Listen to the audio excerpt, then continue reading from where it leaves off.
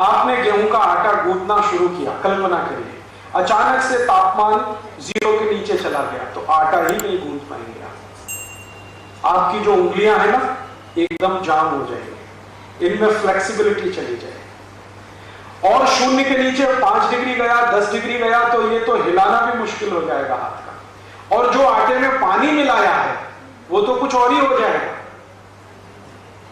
वो पानी ही बर्फ हो जाएगा। आटा को बर्फ में कैसे मिलाएंगे? तो रोटी नहीं बनेगी। इसलिए यूरोप में कोई रोटी बनाना नहीं जानता, रोटी नहीं बना पाते। गेहूं है, गेहूं का आटा है, लेकिन रोटी बनाना नहीं है उनके यहां, जानता भी नहीं है, क्योंकि उनकी प्रकृति मजबूर करती है उनको कि तुम बना ही नहीं सकते रोटी। रोटी तो उन्हीं देशों में बन सकती है जहां तापमान समशीतोष्ण होता है, उंगलियां भी काम करती रहे, हाथ की कलाइयां भी काम करती रहे, आटा और पानी का बैलेंस बना रहे, तो रोटी बनने का काम शुरू हो सकता है। उनके यहां तो संभव नहीं है। तो वो करते क्या है, आटे को सड़ाते हैं, जिसको आप कहते हैं ना फर्मेंटेशन, फर्मेंटेड करते हैं। और सड़े हुए आटे में से सिर्फ पाव रोटी ही बन सकती है, रोटी नहीं बन सकती। सड़े हुए आटे में से डबल रोटी ही बन सकती है, रोटी नहीं बन सकती, चपाती नहीं बन सकती। तो वो बेचारे मजबूर हैं कि आटे को सड़ाएं और सड़ने के लिए बड़े बड़े टैंक बनाएं, उन टैंकों का टेम्परेचर मेंटेन करें, बाहर की दुनिया से उन टैंकों को काट के रखें, क्योंकि फर्मेंटेशन के लिए भी थोड़ी गर्मी लगती है। तो वहां क्या होता है, बड़ी बड़ी फैक्ट्रियां होती हैं जहां गेहूं भेजा जाता है, और उन फैक्ट्रियों के अंदर आप कभी जाके देखें तो आटे को सड़ाया जाता है, टैंकों में भर के रखा जाता है, और वो आटा 2 दिन 5 दिन 10 दिन सड़ता रहता है। आंखों से, खुली आंखों से देखें तो उसमें कीड़े बदबदाते रहते हैं, छोटे छोटे, कई बार जो उनके इलाकों में बहुत होते हैं। फिर उन्हीं कीड़ों को आटे के साथ मैश कर दिया जाता है, फिर उसी से पाव रोटी बन जाती है। अब उस पाव रोटी को ही खाना है सवेरे, दोपहर, शाम, चौथी जब भी भूख लगे, क्योंकि और कुछ है नहीं खाने के लिए। तो उन्होंने पाव रोटी के कई प्रिपरेशन बनाए हैं। पाव रोटी को बीच में से काटो, इसमें कुछ सलाद लगा दो, पाव रोटी को बीच में से काटो, इसमें कुछ मक्खन लगा दो, पाव रोटी को बीच में से काटो, इसमें गाजर, मूली, ककड़ी भर दो, पाव रोटी को बीच में से काटो तो इसमें कुछ सॉस भर दो, और उन्हीं को कुछ कुछ नाम है दे दिए, pizza, burger, hot dog, cold dog, chowmein, है वो सब पाव रोटी ही। अब दूसरी समस्या क्या है कि ये जो गेहूं का आटा वो सड़ा के पाव रोटी या डबल रोटी बना लेते हैं, अब ये वही खा सकते हैं और पचा भी सकते हैं, क्योंकि जिनके वातावरण और तापमान का प्रकृति के हिसाब से मेल बैठता है ना, वही उसको खा पी के पचा भी सकते हैं। आपके तो बस की बात नहीं। हालांकि आजकल वहां के भी डॉक्टर कह रहे हैं कि ये अब आसानी से पच नहीं रहा है, क्योंकि आपके पेट में जो सिस्टम है भोजन को पचाने का, वो सूर्य के साथ जुड़ा हुआ है। आपने सुना है भारत के बड़े बड़े वैद्यों के मुंह से, चिकित्सकों के मुंह से, कि देखो भाई, खाना रात हो जाए तो नहीं खाना। आप में तो बहुत सारे जैन समाज की माताएं बहनें, आप तो जल्दी समझ जाएंगी। रात्रि भोजन का त्याग करना, नहीं खाना। क्यों? पचेगा नहीं। क्यों? क्योंकि सूर्य और नाड़ी दोनों एक दूसरे से जुड़े। सूर्य का प्रकाश है तो जठराग्नि प्रदीप्त है, जठराग्नि प्रदीप्त है तो जूस बन रहे हैं, तो भोजन के पचने की क्रिया हो रही है। लेकिन उनकी सोचो, जहां 9 महीने सूर्य ही नहीं है, अब उनकी जठराग्नि कैसी होगी, या उनके पेट में पैदा होने वाले जूसेस कैसे होंगे? तो वो बेचारे बहुत तकलीफ में रहते हैं। तो उनके यहां क्या करना पड़ता है कि जूसेस पैदा होने में सूर्य के प्रकाश की जो मदद चाहिए वो तो मिलती नहीं है, क्योंकि हीट चाहिए, हीट तो मिलती नहीं है। तो खाने के पहले थोड़ी शराब पिएंगे, खाने के बाद थोड़ी शराब पिएंगे, ताकि थोड़ी हीट तो आए, थोड़े जूसेस तो बने। क्योंकि पेट में भोजन को पचाने के लिए हाइड्रोक्लोरिक एसिड का फॉर्मेशन होता है, वो बिना गर्मी के बन ही नहीं सकता। हमारे यहां तो शरीर गर्म है क्योंकि वातावरण गर्म है, उनके यहां तो बर्फ पड़ रही है तो शरीर भी ठंडा है। जैसी बर्फ ठंडी है वैसे शरीर उनका ठंडा है।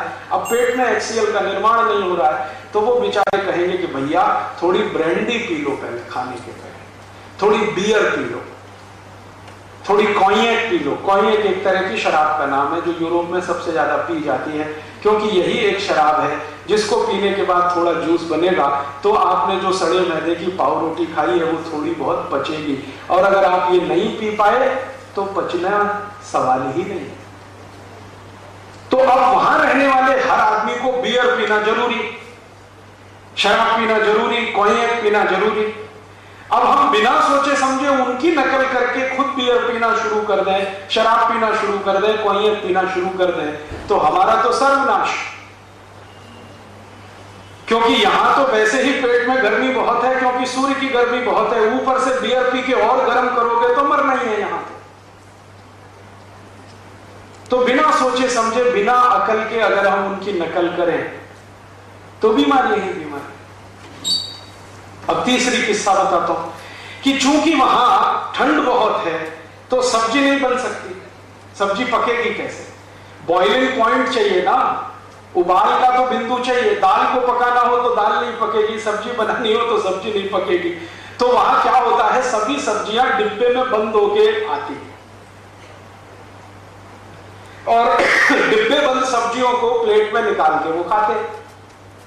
अब डिब्बा बंद सब्जी की विशेषता यह है कि उसमें नमक मिला के नहीं डाल सकते डिब्बे में, नहीं तो खराब हो जाती है, तो नमक ऊपर से मिलाना पड़ता है। तो यूरोप के सभी देशों में पिसा हुआ नमक खाने की ही परंपरा है, क्योंकि नमक को सब्जी प्लेट में रखने के बाद ही मिलाना पड़ता है। भारत में अब यही नकल हमने करना शुरू कर दिया। पिसा हुआ नमक हम सबके घर में आ गया, जो आज से 50 साल पहले किसी घर में नहीं होता। हमारे यहां क्या है, कोई भी सब्जी हो, कोई भी दाल हो, उसका बॉइलिंग पॉइंट सामान्य रूप से उपलब्ध है, क्योंकि सूर्य उपलब्ध है।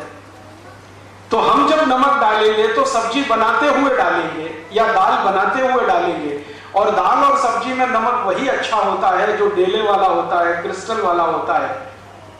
वो डाल के अगर आप सब्जी बनाएंगे तो तासीर है दूसरी, और ये जो पिसा हुआ नमक डालेंगे तो बिल्कुल तासीर बदल जाएगी। और ये छोटी छोटी बातें जैसे ही बदलना शुरू करती हैं तो फिर बीमारियां आपके शरीर में घर करना शुरू करती हैं। मैं आपको एक छोटी सी बात बताता हूं, जो पिसा हुआ नमक खाना आप शुरू कर दीजिए, अपने ही घर में एक एक्सपेरिमेंट कर लीजिए। 2 बच्चे अगर आपके पास हैं, एक को रोज पिसा हुआ नमक खिलाइए और एक बच्चे को वो डेले वाला नमक सब्जी में डालते हुए, उबालते हुए खिलाइए। जो बच्चा डेले वाला नमक खाएगा वो ज्यादा स्वस्थ रहेगा, जिसको पिसा हुआ नमक दे रहे हैं वो हर समय बीमार रहेगा। कारण क्या है? आप पूछेंगे जी कारण क्या है? सब्जी को उबालते समय, दाल को उबालते समय जो नमक आपने डाला है, तो नमक भी उबल रहा है सब्जी के साथ, दाल के साथ। तो उसकी जो इंप्योरिटीज हैं, जो उसमें से शुद्धता नहीं है, अशुद्धता है, वो गर्म पानी के साथ कम होती जा रही है। और यहां पिसा हुआ नमक डाल दिया है तो सारी अशुद्धता के साथ गया है और आपको कुछ ना कुछ तकलीफ देने ही वाला है। और ये तकलीफ जानते हैं क्या आती है? आजकल ज्यादातर माताओं बहनों से मैं एक ही शिकायत सुनता हूं, ओ राजीव भाई हमको थायराइड की समस्या हो गई। ये थायराइड उन सभी को होने वाला है जो पिसा हुआ नमक खाएंगे। और थायराइड के दोनों ही हिस्से हैं, हाइपरथायराइडिज्म, हाइपोथायराइडिज्म, दोनों में हम फंसे हैं और हमारी करोड़ों माताओं बहनें फंसी हैं। उसका एक छोटा सा कारण है पिसा हुआ नमक। जितने दिन आप ये खाते रहेंगे थायराइड से कभी भी बाहर निकल ही नहीं सकते, कितनी भी गोलियां खाएं, कितने भी इंजेक्शन लगाएं। लेकिन जैसे ही नमक बदल देंगे, बिना दवा के थायराइड ठीक हो जाएगा।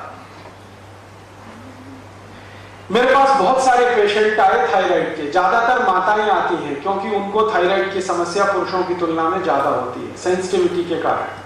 तो वो आती है शिकायत लेके, क्या बताएं इतना थायराइड बढ़ा हुआ है, फिर मैं ये गोली खाती हूं तो शरीर और बढ़ रहा है, मोटापा बढ़ रहा है।